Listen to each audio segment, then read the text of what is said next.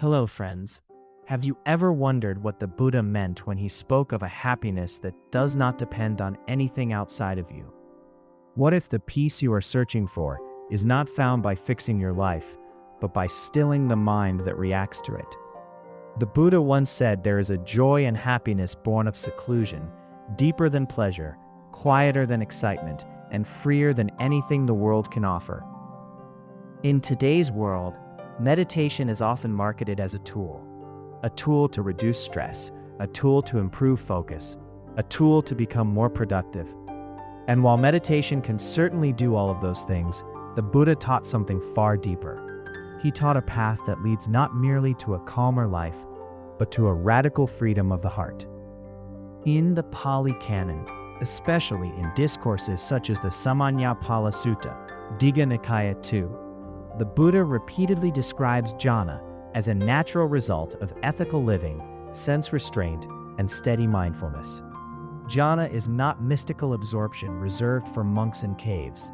It is not escapism, and it is not self-hypnosis. Jhana is the mind unified, collected, at peace with itself. In this video, we will explore what the jhanas are, how the Buddha described them, what they feel like experientially, and why they still matter deeply for modern life. Before we go further, here is something important to understand. The Buddha never taught jhana as an achievement to chase. He taught it as a natural settling of the mind when craving is temporarily put down. The foundation of jhana. According to the Buddha, jhana does not begin on the meditation cushion. It begins with how we live. In the Samaññaphala Sutta, DN2, the Buddha outlines a clear progression. First, ethical conduct. Second, sense restraint. Third, contentment. Fourth, mindfulness and clear comprehension. Only then does the mind naturally incline toward jhana. Because a restless life creates a restless mind. If we constantly stimulate the senses, indulge every impulse, and live in conflict with others, the mind has no reason to become still. Jhana arises when the mind no longer needs to run. Think of a glass of muddy water. If you keep shaking it, the water never clears, but if you simply leave it alone, the mud settles by itself. Jhana is the clarity that comes from non-interference. What if concentration is not something you force, but something that happens when you stop disturbing the mind? What jhana is and is not. The Buddha described jhana using simple experiential language.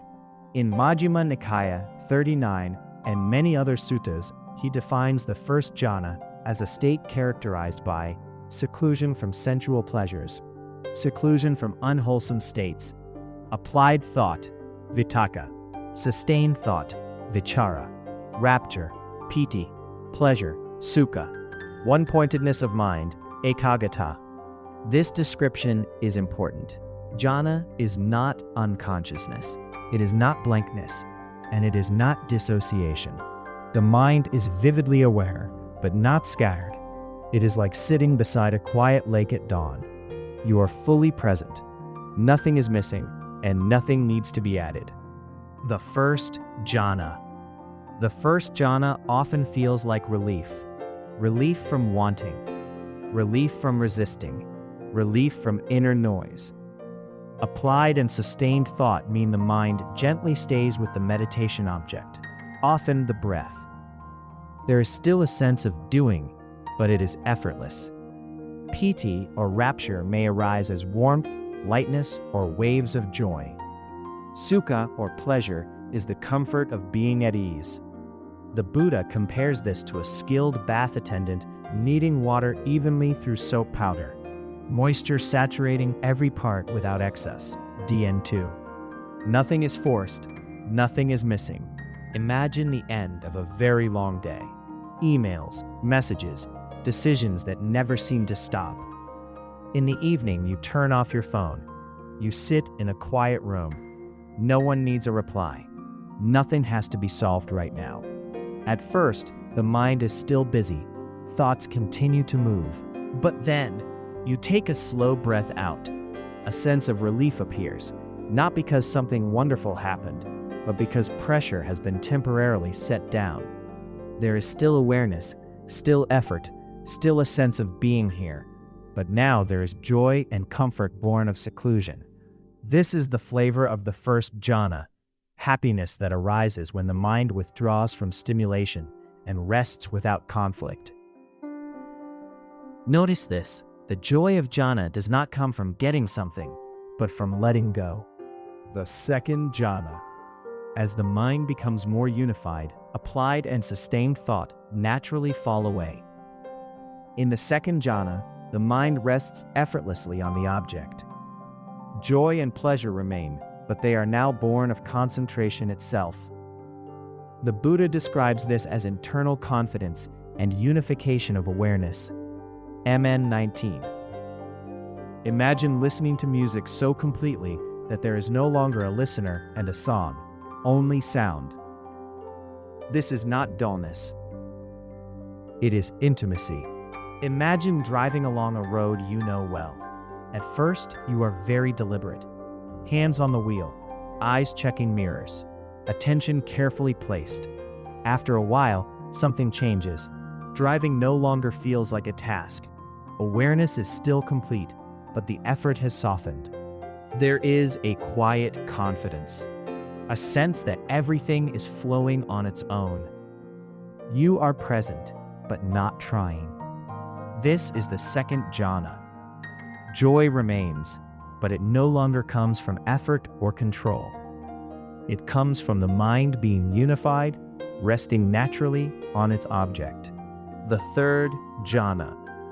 With continued refinement, even rapture begins to feel coarse. The mind naturally inclines toward quiet happiness.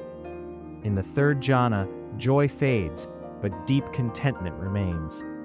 The Buddha describes this as equanimous pleasure, mindful and clearly aware, MN 39. This is a happiness that does not sparkle, it glows, like embers rather than flames. Think of a peaceful late afternoon. No music, no screen, nothing entertaining you. You sit near a window, watching the soft light of the day fade. There is no excitement, no emotional high, and yet nothing feels missing. The happiness here is subtle, steady. You do not want more.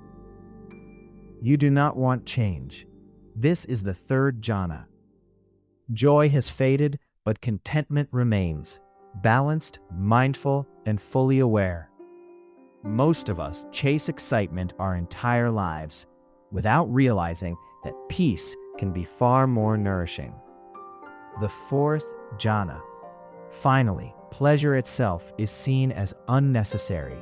In the fourth jhana, the mind rests in pure equanimity and mindfulness. Neither pleasure nor pain, neither joy nor sorrow, just clarity, balance, presence.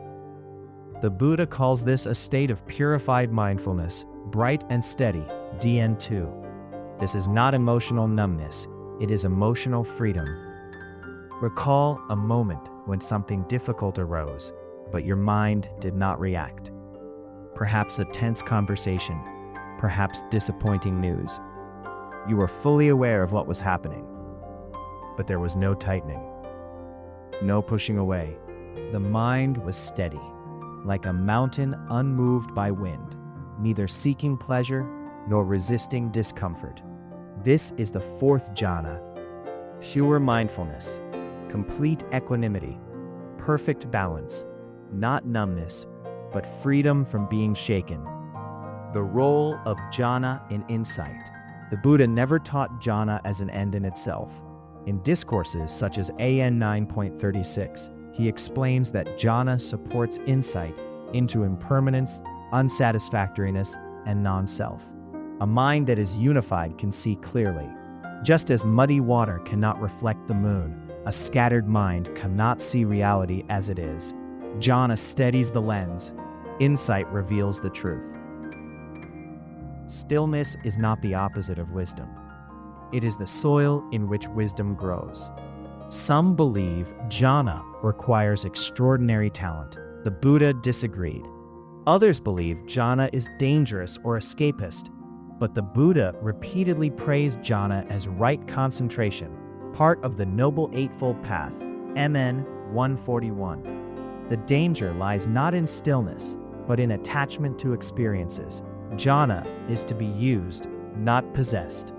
Jhana for modern life. You may not live in a monastery, but moments of jhana-like unification are still accessible. Whenever the mind rests fully with the breath, whenever desire pauses, whenever contentment arises without cause, these moments teach the heart a new possibility, a happiness that depends on nothing. The Buddha did not promise us constant pleasure. He offered something far more radical: freedom from needing pleasure to be okay. Jhana shows us that peace is not something we add to life. It is something that remains when grasping ends. May your practice be gentle. May your mind learn to rest. And may you discover the quiet joy the Buddha pointed to, still available even now. Ancient wisdom lived gently, one breath at a time.